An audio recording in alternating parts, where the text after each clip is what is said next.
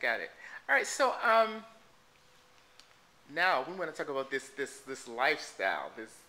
This like you guys are all together here from all different locations. So actually, you came about from school. A little bit more. Well, these guys did. I guess I'm the new guy in this group. These guys all knew each other, had worked together many, many times previously, and a little over 2 years ago now, Casey brought me the script and handed it to me just before a Christmas vacation and said, you know, here's a piece I've been working on. I don't know what we could do with it, but I don't think it's a piece that's done yet, and I'd like to see it done. And so he handed me the script. I took it home over Christmas and fell in love with it. Like, it wasn't in the format that it is now. At that time. So what was it that you really enjoyed about it? This is such a left of center script. I mean, on the page, it's really wacky. The characters are really over the top and really vibrant. And coming from a theater background, the theater background that I came from, I like big characters. I mean, I was a musical theater kid, so a lot of what I did was really showy and performy anyway. And so a lot of these heightened characters in the situations that they found themselves in, I just really responded to. It looked like a project I wanted to be involved in. That's why we wrote it. I mean, we wanted to write something that would be fun for, you know, when we first wrote it, we had friends of ours in mind who are performers and people that we knew, and so we wrote it for our friends, for people that we wanted to perform, and just we wanted characters people would just have so much fun with.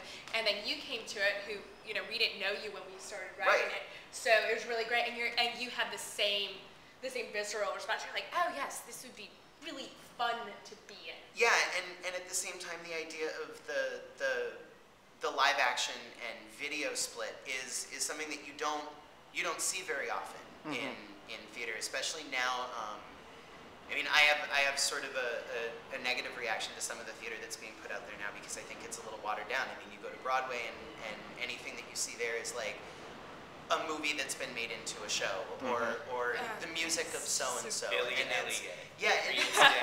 it's not that those shows are bad. It's just that it's such a watering down of what theater really could be if there was time and effort put into it. Theater. Yeah, basically cheapening it out. And well, it's like I think what you're saying is that there's not exactly new shows being written, new stories being told. Original material coming to a stage. And this was a piece that even on paper was just, it was so conceptual. It was something that was so different from anything that I had worked on previously. And the idea of doing something that wasn't just a traditional play, that had these really sort of other possibilities and other genres that we're working in. I mean, it's not just video. We have drag. We've got, you know, almost performance art going on the stage. I mean, there's a lot that went into this script that doesn't always go into a play. So you say drag. How many types of... Well, there are 10 actors in the cast, and 5 of us are in drag. I think everyone's in drag. I think everyone is. Because I mean, even these the women, characters, you by have virtue to of these heightened characters, it's all sort of... We wanted to make sure Did everyone... you write it like that? Yeah. Oh, yeah. that was really intended for very intentional while we wrote it. We wanted everyone to be over the top, like...